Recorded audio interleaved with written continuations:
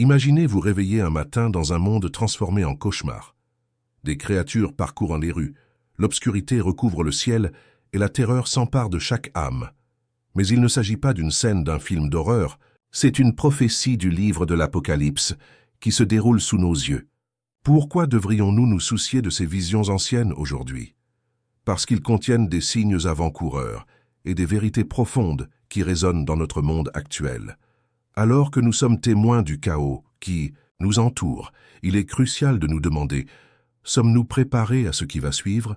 Jésus nous offre espoir et conseil dans un contexte d'incertitude, nous rappelant que la lumière de Dieu peut percer même les moments les plus sombres. Alors, chers amis, si ce message vous touche, abonnez-vous à notre chaîne et partagez d'où vous venez ou comment Jésus a fait des miracles dans votre vie dans les commentaires. N'oubliez pas que lorsque nous le recherchons, Jésus nous bénira et restera avec nous à travers toutes les tempêtes. Imaginez un monde soudainement enveloppé dans les ténèbres, une ombre menaçante projetée sur un paysage déjà tremblant sous les mains du jugement divin. Alors que le son de la 5e trompette se répercute dans le cosmos, c'est comme si la création elle-même retenait son souffle.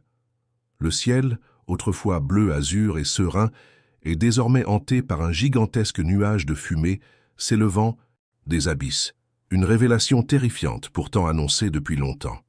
Au sein de ce dense panache de fumée, des essaims de créatures émergent, projetant une silhouette sur le ciel qui fait frissonner l'humanité. Les sauterelles, comme on n'en a jamais vu auparavant, descendent sur la terre dans un chaos orchestré, chacune possédant la grandeur menaçante d'une prophétie réalisée. Il ne s'agit pas de sauterelles ordinaires, ni de celles qui ravagèrent l'Égypte. Avec des visages d'hommes, des têtes couronnées et des dents féroces comme des lions, ils s'écartent entièrement de l'ordre naturel. Leur émergence, haletante, signale à la fois l'extrémité physique et spirituelle du son de la 5e trompette. Ici, le démoniaque trouve forme, manifestant à la fois une punition et un profond avertissement pour ceux qui sont enracinés dans l'entêtement des liens terrestres contre le divin. La queue de chacun s'apparente à celle d'un scorpion, incarnant le tourment plutôt que la mort. C'est une piqûre perspicace, du genre conçu non pas pour prendre la vie, mais pour faire écho à la souffrance. Pour comprendre ce phénomène cosmique, il est crucial de se situer à l'intersection du physique et du spirituel. Les sauterelles s'élèvent de l'abîme, un gouffre symbolique de désolation spirituelle, un gouffre d'où Jésus a libéré les âmes du Skéol, maintenant ouvert au jugement. Il signifie la trajectoire persistante de l'humanité vers une ambition laïque et son éloignement ultérieur de Dieu. Les sauterelles elles-mêmes incarnent le venin d'un péché non pardonné, déclenché comme un fléau surnaturel. C'est une symphonie du coup de la rébellion, le miroir d'un cœur endurci contre l'appel du Créateur. La révélation sert ici d'axe de compréhension, décrivant non pas une colère arbitraire, mais un tournant ultérieur. Ces épreuves s'étendent au-delà du plan charnel, atteignant profondément un domaine spirituel où reposent les fondements. Le tourment est conçu à la fois comme une conséquence et un enseignant, chaque piqûre rappelant le prix du rejet face à l'amour divin. Pendant 5 mois, cette leçon reste une réalité, une période marquée par un récit apocalyptique pour symboliser le repentir et la réflexion. Dans un contexte austère dominé par le désespoir, beaucoup chercheront la mort pour se consoler, mais se retrouveront dans une horrible impasse, souhaitant un sursis tout en étant liés à l'existence par un décret divin. C'est un rappel de l'horrible réalité de chercher le salut dans le péché plutôt que dans la repentance. L'aveuglement spirituel qui résonne également dans l'Apocalypse fait également écho. L'incrédulité et le mépris captivent les cœurs, éloignant encore plus ceux qui s'éloignent de la vérité éternelle. C'est une époque de batailles invisibles, où le siège physique n'est rien comparé à la guerre spirituelle menée au sein de l'âme. Pourtant, dans le chaos, l'espoir vacille. Ceux qui portent le sceau de Dieu sur le front sont protégés. Leur foi inébranlable n'est pas négligée. Ils sont un témoignage de la miséricorde divine au milieu de la justice divine. Dans ce sombre passage de l'histoire humaine, leur présence annonce une foi intacte, rappelant à un monde angoissé la promesse durable du salut. La 5e trompette approfondit les dimensions de la souffrance, à la fois reflétée dans le monde extérieur et dans les recoins intérieurs de la lutte de l'humanité pour reconquérir son terrain spirituel. Si le tourment parle d'une douleur palpable, il se déploie également comme un appel de clairon au milieu de l'angoisse, une chance pour l'âme de se réorienter, d'écouter, et peut-être pour la première fois d'entendre le timbre du ciel traversant le smog de la rébellion. Au fur et à mesure que le récit avance, le chapitre suivant se penche sur l'essence de la douleur sans mort, une continuation du jugement où le tourment se présente à la fois comme un point crucial et un carrefour. Sous les ombres, projetées par les sauterelles et leurs formidables signes avant-coureurs, l'humanité se trouve dans le creuset du jugement de Dieu. Le voyage se poursuit, démasquant le cœur du défi humain mêlé à la miséricorde divine, le tout souligné par un appel pressant à la repentance, appelant à la transformation dans un monde qui préfère la peur au changement. Imaginez une réalité où la douleur sature chaque instant et où la fuite ne semble qu'un souhait lointain, une réalité où l'air est rempli de désespoir et où le cri désespéré de la mort résonne sans réponse. Ce scénario troublant apparaît comme un thème puissant dans le livre de l'Apocalypse, en particulier dans les chapitres détaillant les jugements qui transcendent la simple souffrance physique. La douleur sans la mort constitue non seulement un terrible avertissement, mais aussi l'une des dernières opportunités de repentance. Une sonnette d'alarme spirituelle conçue pour sortir l'humanité de sa stupeur endurcie. Comme le montre Apocalypse 16, 10, 11, l'agonie infligée par le versement du 5e bol s'étend au-delà du tourment mortel, jusque dans le domaine où l'âme elle-même est confrontée au jugement divin. Le thème central de la douleur sans mort, tel que décrit dans l'Apocalypse, nous invite à réfléchir. Qu'est-ce qui se cache sous la surface d'un tel tourment? L'imagerie ténébreuse, où les gens se rongent la langue d'angoisse, provoque une expérience viscérale de jugement destinée à éroder la certitude des poursuites terrestres, redirigeant l'attention du temporel vers l'éternel. Cette souffrance détruit le vernis qui protège l'humanité des réalités spirituelles, obligeant à une confrontation brutale avec le rejet de la grâce divine. L'incapacité d'échapper à la mort illustre de manière frappante une partie essentielle de ce jugement, un jugement qui incite à la reconnaissance et au repentir devant le Dieu de miséricorde et de justice. Considérez la dimension spirituelle de l'angoisse qui fait disparaître les simples symptômes physiques. Dans l'Apocalypse, ce tourment qui devrait conduire à la repentance endurcit souvent les cœurs, démontrant la terrifiante complexité du libre arbitre et du défi humain. Les grincements de dents reflètent symboliquement un trouble intérieur, une âme aux prises avec l'essence même de la conviction. Dans ces moments terribles, alors même que les plaies ouvrent la peau et que les ténèbres enferment l'esprit, l'intention de telles souffrances souligne une profonde vérité divine. Le Seigneur attend ceux qui, au milieu de la colère, se tournent vers la lumière de la rédemption. Hélas, dans cette vision prophétique, beaucoup maudissent Dieu au lieu de rechercher sa miséricorde, renforçant ainsi un cycle de rébellion qui les plonge encore plus profondément dans le désespoir. Pourtant, au milieu de cette douleur, il ne faut pas négliger l'amour divin qui permet de tels jugements dans le but ultime d'amener la réconciliation avec le Créateur. C'est cet amour persistant qui envisage une humanité réalignée sur son objectif divin initial. Il s'agit d'un jugement qui, bien que sévère, est souligné par la patience.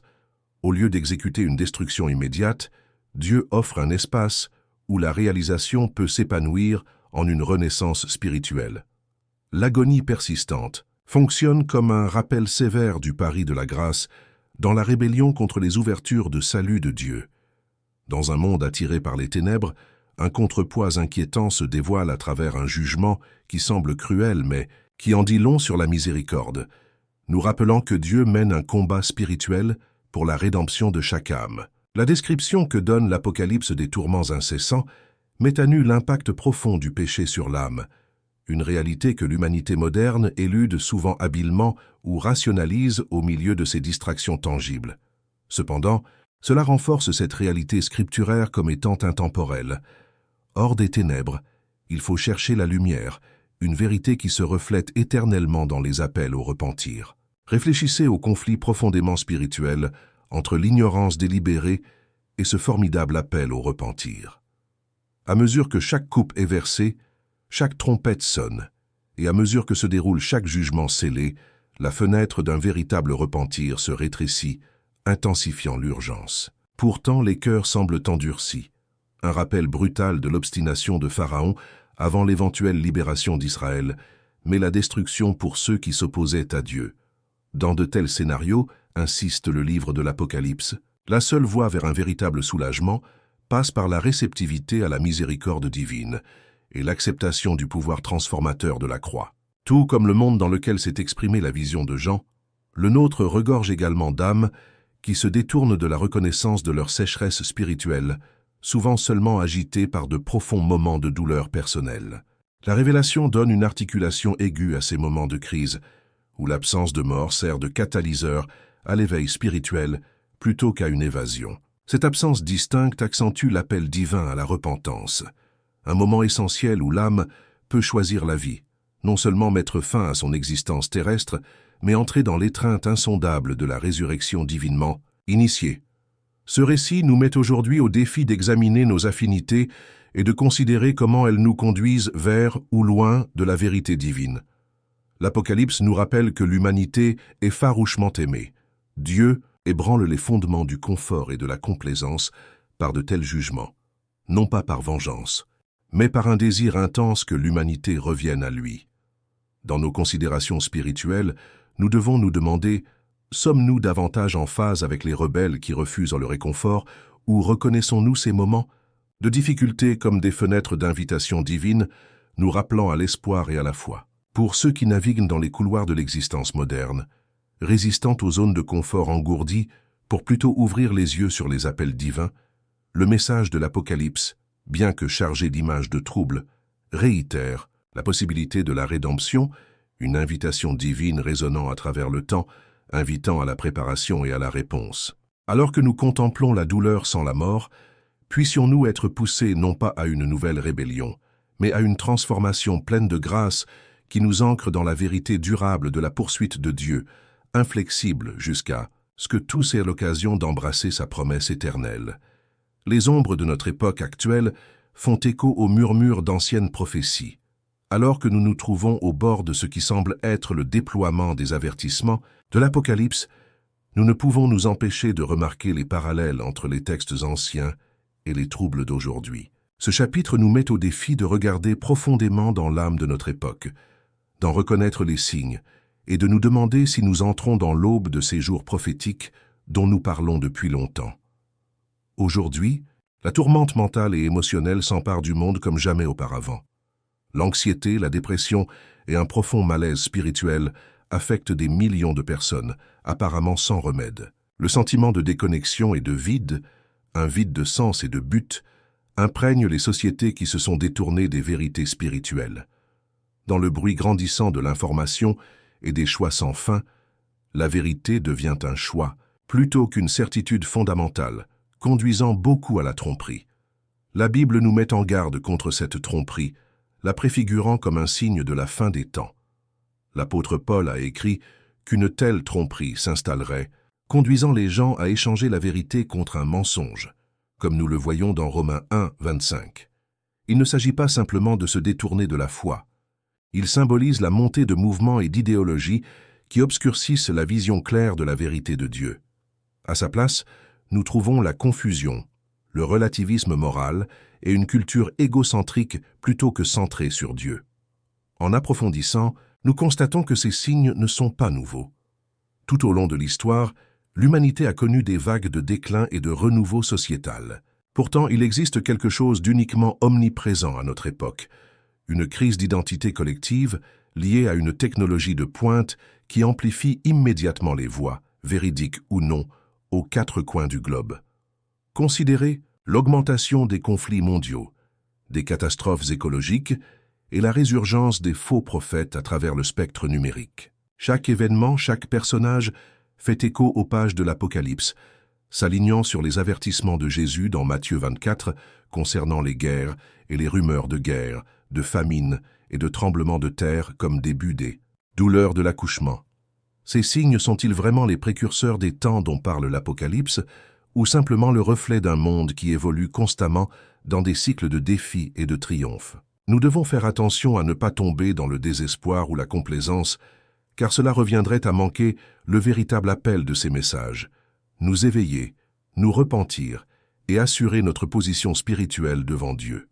La parole de Dieu, lorsqu'elle est scrutée, parle avec urgence d'un monde séduit par sa propre image, tout comme Babylone est tombée amoureuse d'elle-même avant sa destruction. L'Apocalypse met en garde contre une société prise dans un réseau de tromperies alimenté par une fierté et une ambition aveuglantes, un reflet étonnamment vif dans les récits et les émissions de télé-réalité modernes, glorifiant le succès matériel sans conscience spirituelle. En reliant ces observations aux visions prophétiques de l'Apocalypse, nous trouvons non seulement des avertissements, mais aussi un appel à l'action. Ces signes renforcent le message prêché depuis le début: préparer le cœur, fortifier l'âme et rechercher le refuge éternel promis par Jésus. La montée de la souffrance spirituelle et mentale ne devrait pas nous pousser dans la peur, mais plutôt nous pousser dans les bras ouverts d'un Créateur aimant qui cherche à renouveler, transformer et protéger ceux qui ont confiance en lui. En reconnaissant ces échos modernes à la lumière des prophéties bibliques, nous nous trouvons à un carrefour crucial: l'appel à choisir la vérité plutôt que la tromperie, la lumière plutôt que les ténèbres et la foi plutôt que les sables mouvants des modes culturels. L'urgence est réelle, tout comme l'espoir et la promesse de rédemption pour ceux qui répondent à l'appel. Ainsi, alors que nous traversons cette ère transitionnelle de détresse, laissons les murmures subtils des avertissements de l'Apocalypse susciter en nous un sentiment d'alignement et de dessein divin. Engagez-vous sans crainte dans la vérité, discernez ce qui est juste et préparez votre esprit à la révélation prochaine du plan insondable de Dieu. Le choix est maintenant, dans les actions et dans la foi, de voir au-delà du voile du temps au cœur de l'éternité, là où le voyage ultime attend ceux qui sont prêts à être marqués par la vérité et scellés par l'amour. Les échos des prophéties résonnent et demandent: voyons-nous le commencement? Peut-être, mais plus important encore, y sommes-nous préparés? Les sinistres prophéties de l'Apocalypse sèment souvent la peur dans de nombreux cœurs, mais dans leurs avertissements élaborés se cache une graine d'espoir, une promesse de protection divine et de salut pour ceux qui répondent à l'appel. Au milieu du chaos, de la terreur et des jugements divins, Dieu a adressé une invitation au sanctuaire à son peuple, un sceau de protection pour ceux qui sont prêts à entrer dans la lumière de sa vérité et à embrasser son salut. Imaginez les nuages d'orage qui se profilent à l'horizon, l'obscurité projetant une ombre sur la terre, des scènes prophétiques inquiétantes se déroulant avec éclat sous vos yeux. C'est un moment peint dans des tons de peur et d'incertitude, mais de l'obscurité, une lumière perçante émerge, révélant un chemin, une voie d'évasion. Ce chemin n'est pas caché dans l'ombre, mais illuminé par la clarté de la promesse divine, attirant ceux qui cherchent à se mettre à l'abri des tourments à venir. Trouver cette voie d'évasion, c'est comprendre le symbolisme d'être scellé par Dieu, comme indiqué dans Apocalypse 9, 4. Ce sceau n'est pas une marque physique, mais un emblème spirituel, une assurance divine de protection marquée sur ceux qui lui appartiennent, les épargnant de l'angoisse déchaînée sur la terre. Il s'agit d'une préparation spirituelle, obtenue par la repentance et l'acceptation du salut du Christ, un appel repris dans les Écritures et particulièrement mis en évidence dans ses enseignements. Comme l'écrit l'apôtre Jean, il a été témoin de figures angéliques, ordonnant la destruction tout en leur ordonnant expressément d'épargner ceux qui portent le sceau de Dieu. Ces images saisissantes rappellent avec force que la protection divine est réelle et accessible, mais uniquement à ceux qui se sont préparés spirituellement. La clé de cette protection ne réside pas dans les fortifications physiques ou la force humaine, mais dans l'abandon et la fidélité à la volonté de Dieu. Alors, comment devient-on scellé? Cela commence par une transformation intérieure, une repentance profondément enracinée qui détourne le cœur du péché et le tourne vers l'amour et la miséricorde de Dieu. C'est un voyage marqué par la reconnaissance de ses défauts et la recherche du pardon avec humilité. En nous tournant vers Jean 10, 28, nous entendons l'assurance du Christ: « Je leur donne la vie éternelle, et ils ne périront jamais. Personne ne peut les arracher de ma main. » Des paroles si puissantes résonnent avec l'autorité divine, nous rappelant que son salut est un roc de certitude dans les temps tumultueux. En ce temps de réflexion, la prière devient notre boussole, nous guidant plus près de la vérité divine. Établir une relation avec le Christ n'est pas simplement une question de rituel, mais une connexion intime, nourrie par une communication sincère.